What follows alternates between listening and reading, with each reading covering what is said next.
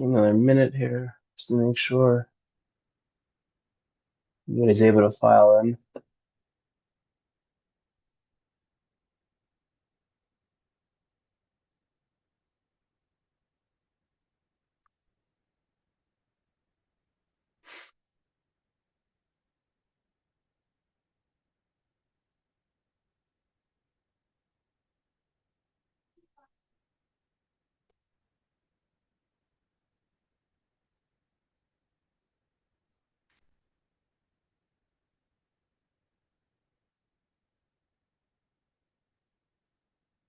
All right. I think we should be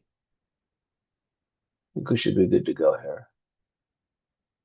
All right. So, hello everyone. Thank you for joining us today. I am excited to present simplified professional licensing for architectural and engineering and construction firms today because so many firms across the United States share a fundamental challenge: how to meet all regulatory requirements faced by AEC firms across the country. Perhaps your firm is facing difficulties maintaining and renewing licenses and managing qualifying engineers. Maybe you're looking to operate, hire, or employ people in other states. And perhaps you feel you're reacting and responding, not leading your firm through these events. It's more important when new business opportunities arise, since firms need to be in good standing to bid on new jobs. I'm here to tell you you're not alone and to share our expertise in maintaining multi-state compliance. Before we get started, two brief housekeeping items. First, we have a relatively large number of attendees on the call today. For that reason, the audience will be muted. Should be muted. Let me just make sure.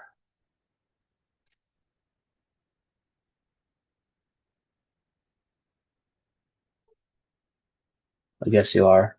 Um, and then second, reminder that today's presentation is eligible for continuing education credit through earmarks. So I'll go over how to get your CE credit at the end of our presentation. We'll move on. So my name is Jordan Sanopoli. I am an account executive here at Harbor Compliance, specialized in architecture, engineering, and construction firm solutions. And a little bit about Harbor Compliance. We're experts in architectural, engineering, and contractor licensing. Since 2012, we've helped over 40,000 clients simplify navigating regulatory requirements. In the AEC industry alone, we have helped over 8,700 AEC firms apply for, secure, and maintain licensing, business lifecycle, and tax requirements. More about us later, but for now, we have a lot to cover, so let's dive in. First, on today's agenda, we're going to cover the benefits of compliance and how it helps your firm strategically. Then we'll discuss what to expect in AEC firm licensing. This ties closely to the business entity issues that arise from firms expanding into new jurisdictions. Because these are regulated at the state and even local levels, we'll keep the discussion broad enough to address key concepts, but we'll illustrate a few examples that multi-state firms and many of you are maybe facing. We'll discuss the comprehensive management solution that firms need to comply with all regulations, avoid potential issues, and mitigate risk, and how, with a proactive approach, firms can be better primed to compete. Enjoy the benefits of comprehensive compliance. Many of you are probably already understand the importance of licensing compliance, because if you're a licensed architect or engineer, you've been maintaining a license since you graduated college. But it's essential to also consider how maintaining compliance can create value for your firm. One of the things that we'll cover today is why firms need to focus on both individual and firm licenses to maintain good standing and how those two are connected. There are plenty of reasons why compliance is important beyond just being the law. It unlocks opportunities. For example, organizations commonly list the states where they're licensed to operate on their website to highlight their reach and expertise. It enables firms to pursue new business, meet their timelines, and gain an edge over competitors that haven't been as proactive. It safeguards your firm's reputation. Staying in good standing avoids penalties and avoids damaging, and it upholds the overall professional standards of architects, engineers, and contractors. So there are clear benefits, but what does the licensing process actually look like?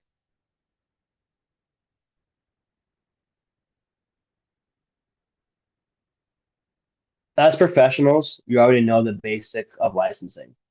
You know that the AEC firms are regulated by state and local agencies for public safety reasons.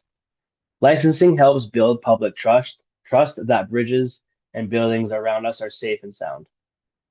You know that the licensing process requires engineers and architects to complete professional education, sit for proficiency exams, and keep up to date with the continuing education credits, which they then report to the state boards as a part of reviewing their licenses.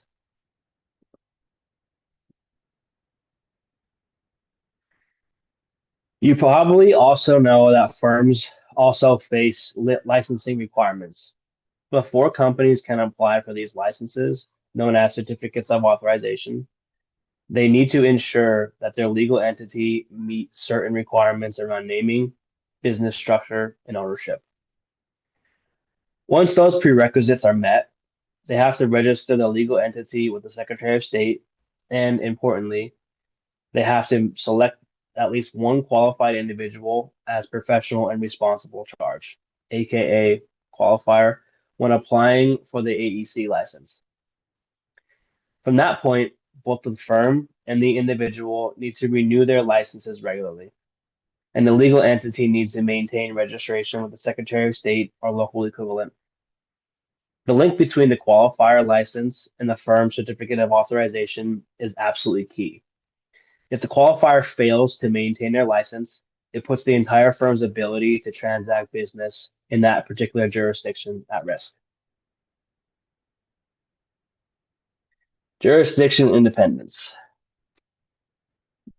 Something that's vital to recognize is that even though each state might have its own unique requirements, which we'll dig a little bit into deeper, they exist in a vacuum.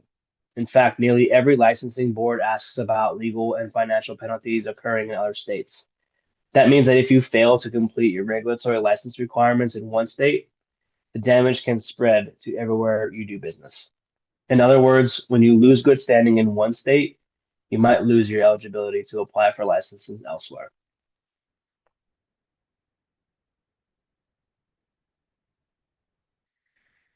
Managing qualifiers. Now I'd like to start on the four most common challenges that we see in managing AEC licenses. Managing qualifiers, securing new licenses, managing renewals, and monitoring changes to requirements. Let's dive right in with managing the individual license of the professionals tied to certificate of authorization. These are referred to a lot of different names, such as responsible professional and responsible charge, managing agent, qualifying professional, etc. For simplicity, we use the catch-all term qualifiers. A qualifier is the licensed individual designated on your firm's license as being responsible for the firm's work in that particular state. As the saying goes, there is the license on the line. Managing qualifiers is critical for businesses because, as we just outlined, the licensure of these individuals directly impacts the overall standing of the firm's license. This quote from the state of Illinois illustrates how important this is. The design firm will become inoperable for all professions if the license of even one managing agent becomes inactive or not renewed. That's why it's essential to be on top of every single license for professionals in responsible charge at your firm. I thought we said we were referring to them as qualifiers from now on. In most states, without a license qualifier, the firm's initial license application will be denied. Also, any change in the qualifier's information or a change in the qualifier altogether must be reported within a short period of time. This is usually within 30 days, but in some cases, it can be as few as 10. Now we know that changes in qualifiers can happen for all kinds of innocuous reasons, such as an individual moving home address. They can also happen for more significant reasons, such as an individual departing the firm through retirement, resignation, or winning the lottery. Hopefully, it's the last. Whether these changes are sudden or expected, firm management needs to be ready to update state licensing boards. If an existing qualifier leaves and no one holds the proper state license, someone is going to have to sit for the exam. And if the firm does not report the change, states can and do assess severe penalties for operating without a designated qualifier, up to denial of the firm's right to practice. Since nearly every licensing board asks about legal and financial action occurring in other states, the damage can spread across all of your business and range from financial to reputational and everything in between. This is why managing qualifiers is mission critical for the firm. Here's what you can do to meet this challenge proactively. Know which qualifiers or qualifier will be designed or will be designated for each business entity in each state. Many states issue licenses to specific areas of specialty, such as structural versus mechanical for engineers and residential versus commercial for contractors. Firms that practice in multiple areas across states need to know the licenses for each. When attempting to register in a new state, this means any qualifiers generally must be licensed in advance. Firms must be proactive. No one wants to miss a key opportunity because a qualifier was not licensed in time. Next, ask your team. Do you know who your firm's qualifiers are currently? In which states and entities are they acting in this capacity? If that person leaves the firm tomorrow, who could fill the role within just a few short weeks or even days? Answering those questions will identify any gaps you need to address.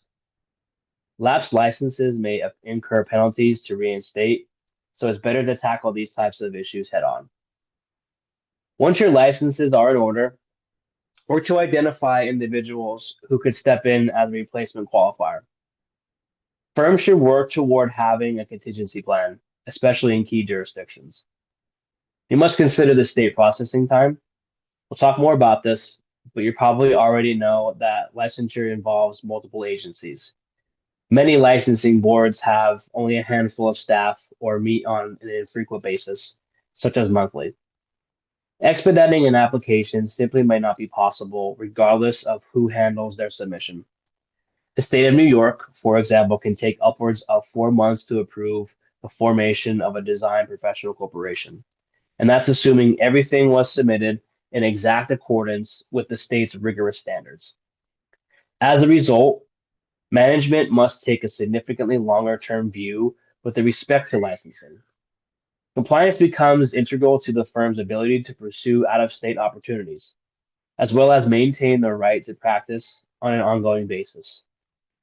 It is simply not possible to react and attempt to pursue licensure in response to an opportunity. Most times, the opportunity has already passed. Finally, much like managing firm licenses, firms need to invest in a way to manage qualifiers.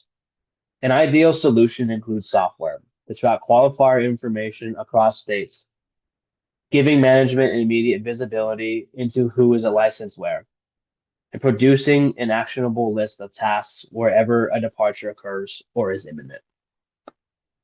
Sorry for that long-winded slide there. The next area I want to dig into is applying for professional licensure in the first place. There are over 800 state and local licensing requirements across the US. Researching and understanding the varying requirements for each license type in each jurisdiction is a massive challenge. Each state may have business and licensing regulations with certain prerequisites involving firm licenses, individual qualifier licenses, and entity registration. It's important to understand the order in which the license applications and supporting documents must be submitted. Not only do you need to apply for and secure these licenses, but you also need to communicate them to the rest of your firm. The marketing team wants to submit bids, but they can't bid in states where the firm isn't yet licensed. You need to make sure that you have clear insight into where they're already licensed so they can act on new opportunities. Similarly, HR might want to hire employees in a new state, but they don't know whether the firm is already licensed there. So they might miss out on highly talented candidates. State by state variations. One of the most common times that firms need to obtain a new license is when they're expanding into other states, which brings us to the next topic of foreign qualification. When registering your foreign qualification, the exact requirements can vary tremendously. And AEC firms are particularly subsequent to hyper-specific restrictions. First off, different states can structure the process differently and have varying forms that need to be filled out with the appropriate state agencies. Secretary of State, Department of Revenue, and licensing boards, all before being able to transact business. Because of these differences, there can also be a huge variation in processing times and expected approval timelines. We'll take a look at an example with that in just a minute. It's also important to research each state's process and order of operations between agencies when registering the business in another state, which we'll dive into deeper in another minute. AEC firms face business structure requirements when foreign qualifying too. You're probably familiar with the certain professional entity types like professional corporation, professional association, PLLC. Professional agents entities are registered, and the name at the state level and requirements also differ from state to state. In addition, many states have distinct entity name requirements for AE firms. In most states, only companies that are authorized to practice architecture or engineering are able to use those terms in their legal names. Other states actually require the licensed firms to firms use those terms in their other states actually require that the licensed firms use those terms in their name. For firms that are originally formed in states that don't require one of those words, they may need an assumed name in the new foreign state.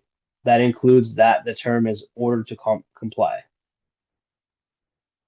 And the forced assumed name must be used in state of everything from tax accounts, firm licenses, and even contracts and invoices. As a matter of consumer protection, states want the principles of AEC firms operating in their states to be licensed, hence qualified to run the practice. But states have varying ownership thresholds. That's one more thing you need to consider when expanding your business. And while you're entering all of these new states, don't forget about tax registrations. As you go through the process of expansion, it becomes more and more challenging to lean on different tools and vendors. Centralizing your licenses via one platform can make the expansion process far easier. So you always know where to find the correct information. You can see the QR code on your screen there. We've put together a comprehensive guide to foreign qualification, so you definitely can use that as a resource. So right now I have a poll question. I apologize for stumbling through that whole thing. I'm a little sick, so the reading's affected, I guess. So I'm going to go ahead and launch the poll question. I appreciate everyone's answers. But basically the question is, does your firm plan to register in additional states in the next 6 or so months? Also, welcome to 2026, new year, new challenges.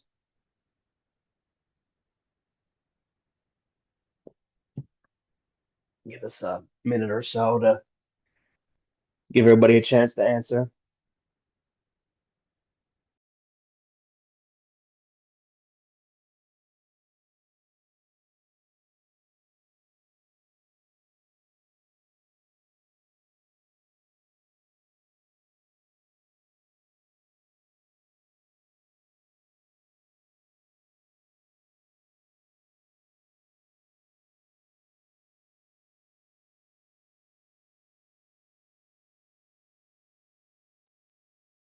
I think that's probably all we're going to get, but the vast majority of everyone here attending that had answered that poll question said yes to planning to expand, um, within the next 6 months or so.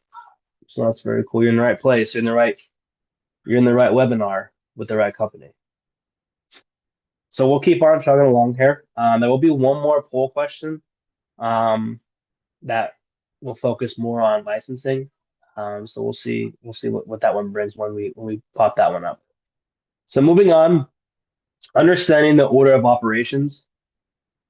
As I alluded to earlier, firms need to fully understand the order of entity structure, naming, and ownership requirements before attempting to register or pursue licensure in a new state, because of the order of operations between state agencies varies. In some states, like New York, an engineering firm actually has to begin the process of licensure with the state education department before it registers with the Department of State. But in others, like South Carolina, the entity registration happens before the firm applies for its license. And in most states, at least one qualifier must first have their individual professional license. With all these different requirements and restrictions, many firms end up creating new entities for their work in different states.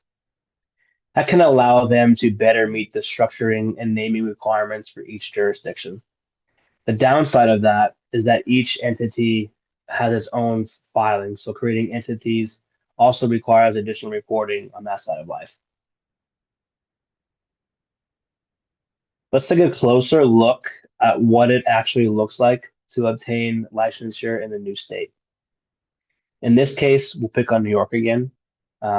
For anybody that has been able to do any business or have to deal with New York, good on you or good luck. It's a tough state. So here's an example of a fast-growing Maryland-based firm. It had an employee starting in the state of New York in a month. In New York, foreign registration with the Department of State can take several weeks on its own. To set up the domestic design professional corporations can take months, coupled with the time it takes the Department of Taxation and Finance to process tax registration applications and the Department of Labor to set up unemployment tax accounts. You can conservatively add 3 weeks to another month. That means that you really need to get started at a minimum of 15 weeks before the employee's start date. Any additional delay jeopardizes the firm's ability to onboard and pay that particular employee. Firms everywhere are running into the same issue. Setting up each state, essentially filing and securing the various registrations and the accounts across agencies takes time. With out-of-state registrations, it's not practical to wait until you have an employee ready to start, and it's not efficient to repeat the scramble in each new state. Management, and especially HR and legal teams, need to be in lockstep, reviewing the hiring pipeline and ensuring registrations are in order as soon as it becomes feasible. The next area I want to focus on today is renewals. You're all set up and fully licensed in a new state, but eventually you'll have to renew those licenses. So what does that entail? To start, there are some obligations that every business has that must be renewed regularly. We touched on each of these already: qualifier licenses, firm licenses, secretary of registrations, secretary of state registrations, and any unique state requirements. Renewal applications usually require proof of good standing from the secretary of state as well. Keeping all these up to date is important because there can be consequences if a filing is missed. If a business misses even a single filing, it immediately faces consequences that start with late fees and increase all the way to administrative action and the denial of the right to do business within the state. Administrative action can usually be undone by a process called reinstatement, where the firm pays all the back taxes, filing fees, and penalties, but it's a costly and lengthy process. Not to mention, the reinstatement becomes part of your business's permanent record. Sometimes firms that have an entity that no longer operates in a state, so they decide that they don't want to pay the fees or keep up the obligation to maintain it. Then suddenly they find an opportunity within that state a few months later. But now you've fallen out of good standing and you have to play catch up. They end up paying more in reinstatement fees than the original filing costs. A more cost-effective option would have been to withdraw the entity and reform qualify, or to maintain an agent and file the necessary annual reports all along. In general, both maintaining an entity and closing it properly are less expensive and less risky than letting it lapse into noncompliance. We've broken down the renewal process into 4 key steps: research, prepare, submit, and monitor.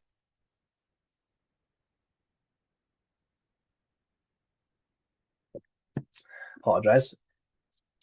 So, managing renewals. Let's start with research.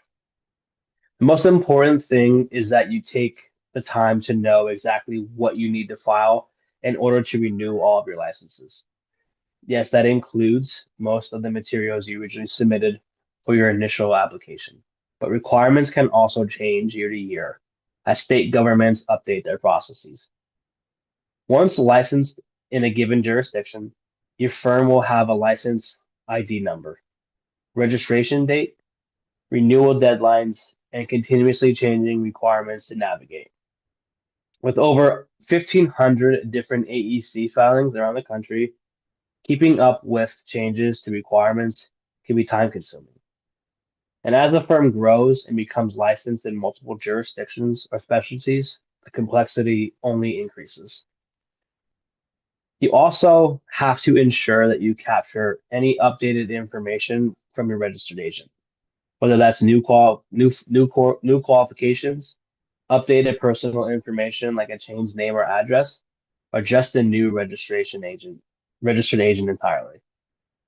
You'll also want to check for any changes to your business formation documents. And maybe most importantly, you'll need to check for any changes to your state's forms and fees. In addition to updating their requirements, states are constantly changing the formats of their forms and exactly what information you need to submit. It can be tricky to stay on top of all this. Step 2 is actually gathering all the updated information to submit with the renewal application. There can be a lot to pull together here, so make sure you leave yourself adequate time and avoid late fees. Nearly every state requires business entities to file an updated annual report to ensure it keeps current information on record. Because each state has a unique deadline, a multi-state business faces deadlines throughout the year. Reports can be due on a yearly or biannual basis. You'll also need to file annual financial statements, along with your proof of your qualifiers, licenses, and their continuing education certificates. Make sure you're tracking all of these in one central location as they're completed throughout the year so that you don't have to hunt them down at renewal time. You also need to pull your current surety bond and insurance documentation to ensure that those are in good standing and compliant with the state's requirements. Many states also require the business to file and pay taxes to maintain corporate good standing, such as California, New York, and Texas. Pulling all these documents together every time you have a renewal deadline, which, as we mentioned, can be at different times of the year for different states, can be a hassle. So it's essential to keep them stored in one central location to expedite that process. The third step in the renewal process is actually submitting your renewal applications. And the most important part here is to hit your deadlines. You don't want any unnecessary late fees or potential hiccups that could impact your ability to do business. Make sure you're tracking different states' different renewal cycles, whether they are yearly or every 2 years, whether they're on the first of the month, on the anniversary of your initial licensing, or a different date entirely. Many firms expect their individual engineers to manage their own continuing education and license renewals. But that can increase risk because the firm has no oversight. Because even a single lapse license from a qualified engineer can have major consequences. The firm should invest in a solution that, at a minimum, gives management direct insight into the status of practitioners in any state at any time. Finally, be aware that the more jurisdictions you expand into, the more complex and time-consuming this process can be. Be sure you're allocating the proper resources and implementing the right systems to streamline it. Relying on spreadsheets and manual reminders runs the risk of a critical lapse, leading to direct financial penalties. More importantly, it risks a gap in the ability to operate and secure new business. Finally, once you've finished your renewal application and have been approved, you still want to monitor for any changes. As mentioned, state legislators are always passing new regulatory bills and department level changes. It's vital that you stay up to date, which can be a bit overwhelming if you're in multiple states. Some states also require that you file immediate updates to your license if certain events occur. For example, I mentioned earlier that a change in qualifier requires an updated filing, typically within 30 days, but sometimes as quickly as 10. You need to make sure you know exactly what events will trigger maintenance filings in each state so that you don't miss any deadlines. You also have to ensure that you're maintaining good standing with the Secretary of State and the Department of Revenue in each state. That means staying up to date with taxes and fees, maintenance filings, documentation, and more. As mentioned earlier, many licensing jurisdictions stipulate that the business maintains internal records and follows certain governance or ownership requirements. These may or may not need to be reported on a license renewal application, but most licensing agencies have the authority to enforce and penalize governance violations. We have one customer who's headquartered in Texas, but they now operate 23 wholly owned subsidiaries across 9 states. As they expanded, they found that some subsidiaries weren't keeping their compliance data well organized, and their executive administrator was spending more time on licensing filings than her primary job responsibilities. Once they switched to our centralized platform, they were able to automate renewals, reporting, and regulatory tasks and track updated requirements easily.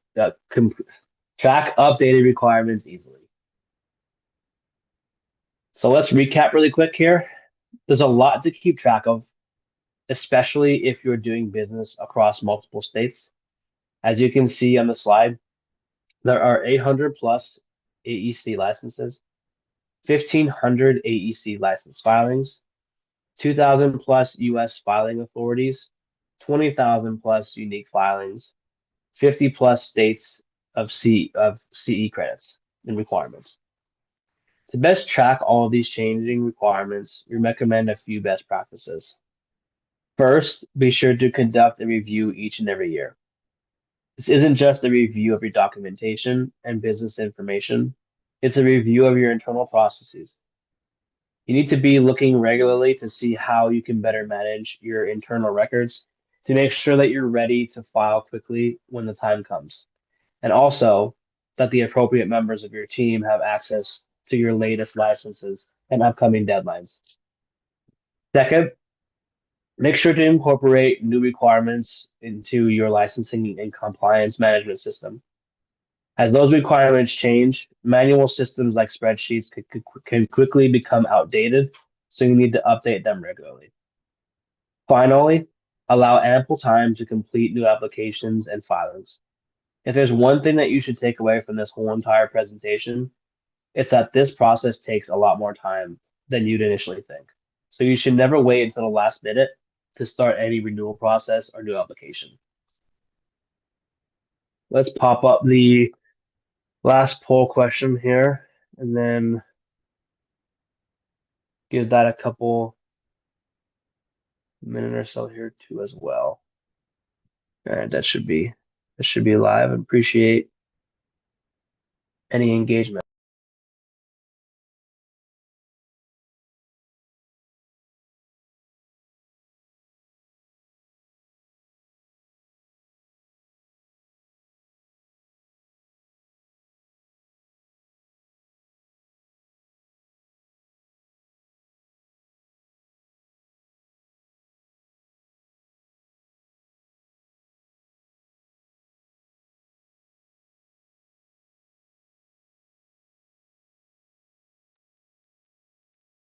And give this another 30 seconds or so here just to make sure if anybody else that wanted to answer hasn't been able to answer.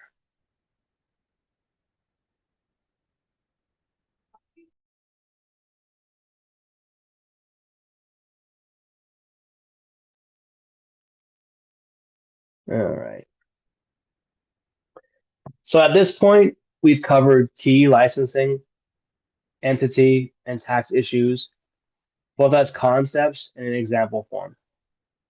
Let's now talk about specific ways a firm can navigate this regulatory environment. It all starts with a proactive and comprehensive system for compliance. As you'll see, it involves a top-down strategy as well as the right people, process, and technology to execute. These are key components of what a proactive compliance system might include. Establishing a system for business and information records, tracking entity tax and license data, managing corporate tax and licensing filings, maintaining registered agents, timely notification of key staff, have command of the renewals of firm and professional individual licenses, incorporate CE requirements and certifications, define internal roles and processes. To be clear, every firm is unique.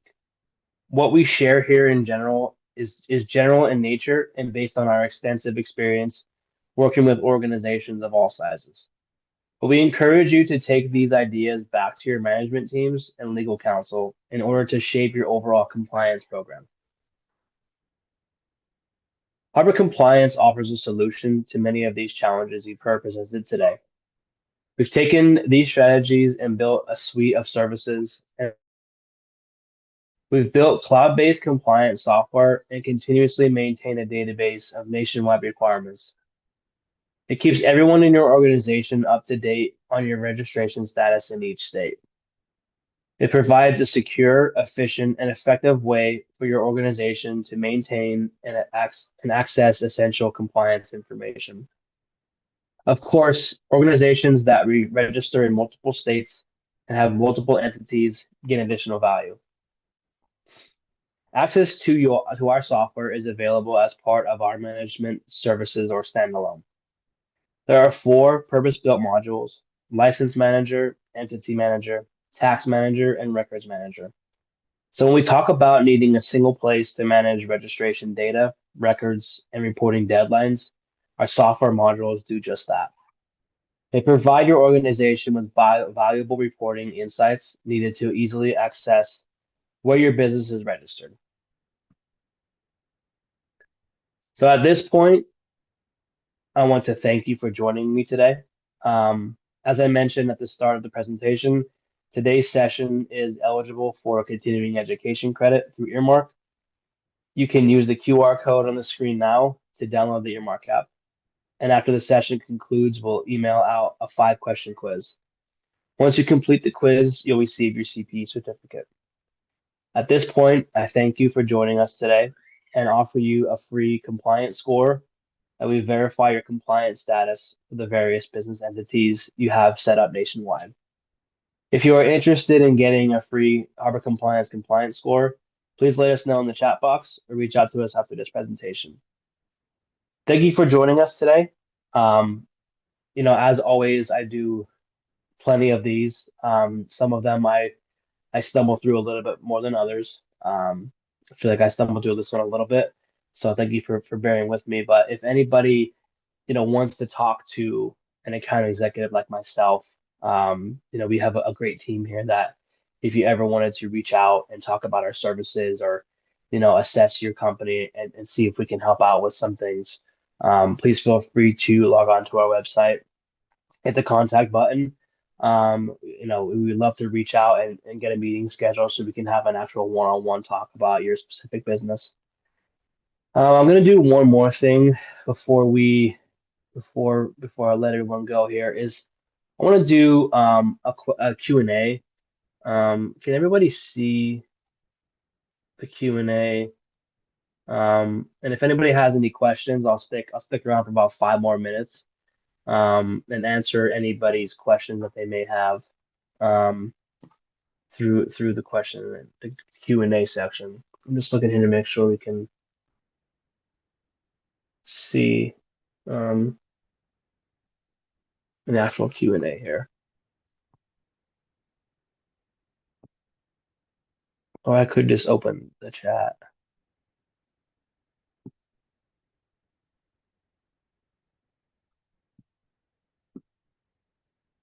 Okay, so first question is how can we get pricing for your services and software? Well, just like I said, at the end there where I said, myself and a few other account executives, we would be your kind of go-tos to basically, talk to you about where you're at with your compliance, where you're at with, registered agent licensing, things like that.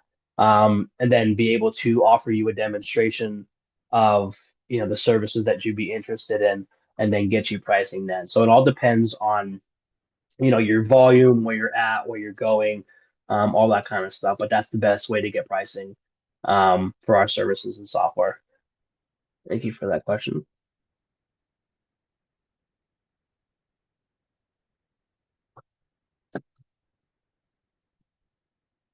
And the others, the dance floor is still open.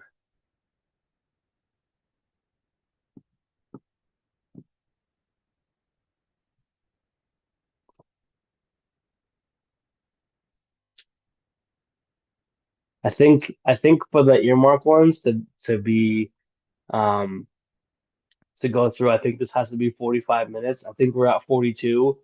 So if anybody has any questions to fill the last 3 minutes or 2 minutes in now, that'd be greatly appreciated. Another one. The question is there something on the website that says exactly what order to acquire licenses, especially in each state? So yes and no. Within our website, there is a requirements research and or an information center. And basically a lot of them will be like if a foreign qualification is a requirement, that's basically saying the foreign qualification Secretary of State registration has to come before the state will even, issue or think about issuing a license. Um, but if you're looking to have that as like a something that is, known, we do have a brand new AI tool. It's called Compliance Navigator AI, and basically that is, where we're not a consulting firm, so that basically that's the kind of bridge where we can kind of still have some great advice and how to do things, but not come from us with, consulting. So that's an option there, but we do have kind of that in our information center. If you work with us on licensing, if you outsource at all, our compliance our customer success, team will be able to help out with that and kind of get you what you need in the order that you need to have it in. Another one here, are your services scalable for small businesses? Yes, absolutely. A lot of the times, small business, small business kind of looks like, growing. So it's always everybody kind of wants to grow.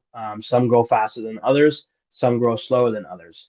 So there is things that we can help out with where small businesses are looking to grow eventually, or are looking to grow fast. There's different strategies that we can use, different things that we can offer for that. Whether that's just the software and maybe registered agent, and then kind of grow into offering, licensing for that, things like that. So we are very much, scalable for small businesses. Another question we have here is, this is the person looking over this software to keep us up with licenses and firm registrations. Do you have the ability to monitor and keep up with it too? So, um, the answer is yes. Um, for us to keep up with the license. So basically looking to keep up with the licenses for firm registrations and the ability to monitor. So the software is basically an overall software, compliance software.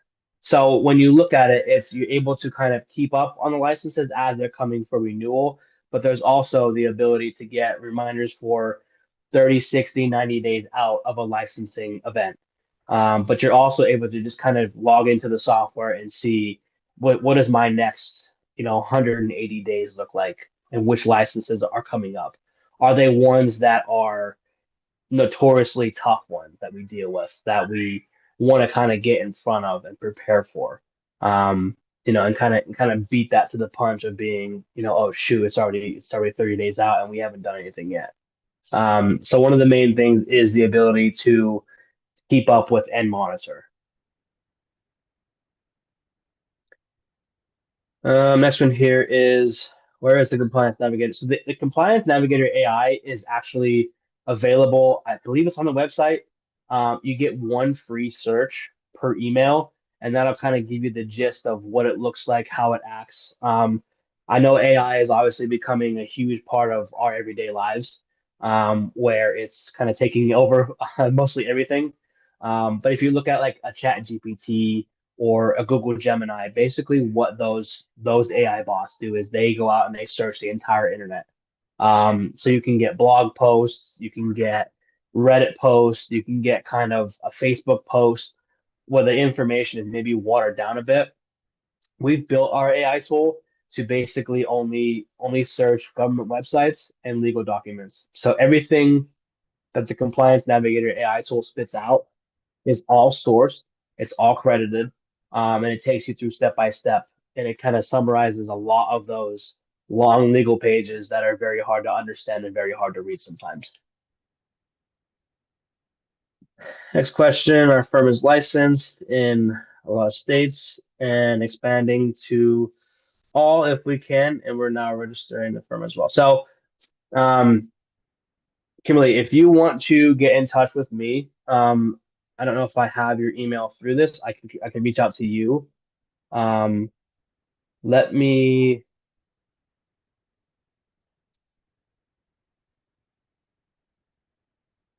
I can see if we have some information. I can reach out to you um, to see if we can get you some help with scaling up.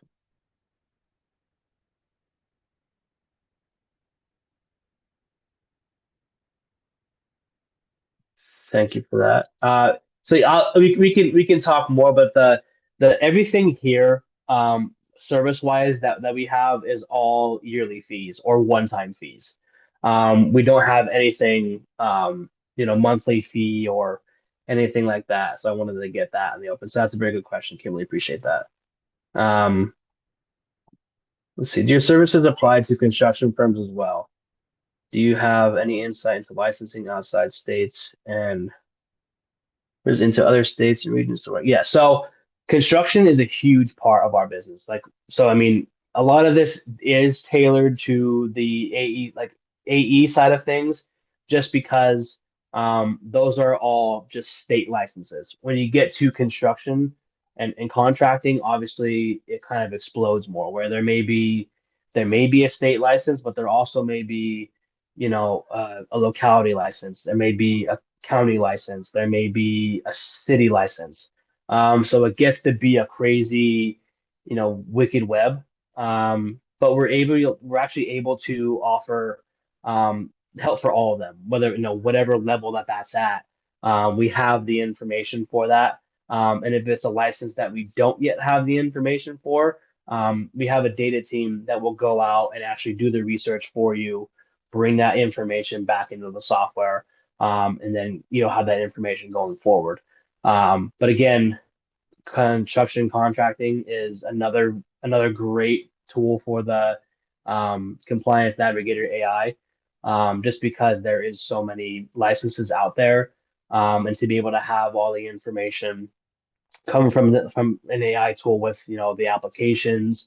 If you're growing into new states, expanding, this will give you step by step of what you need to do to kind of expand into those states. So it is very helpful. It is a very good tool to have and to um, kind of see what's out there and what's needed for those licenses. Appreciate the Q&A. I can't remember a time where I've done one of these where there's been this many questions that were very very good questions and important questions, obviously. I'll give this about another minute until we wrap up. We're past that 45-minute mark. If you can hear my child in the back screaming, I apologize. Um, but what we'll I'll give us another minute here just to see if anybody else has any questions. But I appreciate everyone taking time out of their day to attend this webinar. We do these on a monthly basis, and the faces may change. Unfortunately, the last two I think I've done, but we're trying to get this out there to the world, trying to kind of get as many conversations as we can and help out as many companies as we possibly can. Just whether that is staying on top of their licenses and their registrations, or being able to be a place where they can say, I am too busy. I have too much on my plate. What can you do to help me take this off of my plate? And that's what we do here. Um, so I will wrap up. Again, I appreciate everyone's time. Thank you very much. You received that email for the 5-question quiz for the earmark CE credit. But again, like I said before, if you're able to stop by the website, hit the contact page, myself and our other account executives would love to talk to you about your current compliance and see if there's anything we can help out with. Thank you very much. Have a good rest of your day.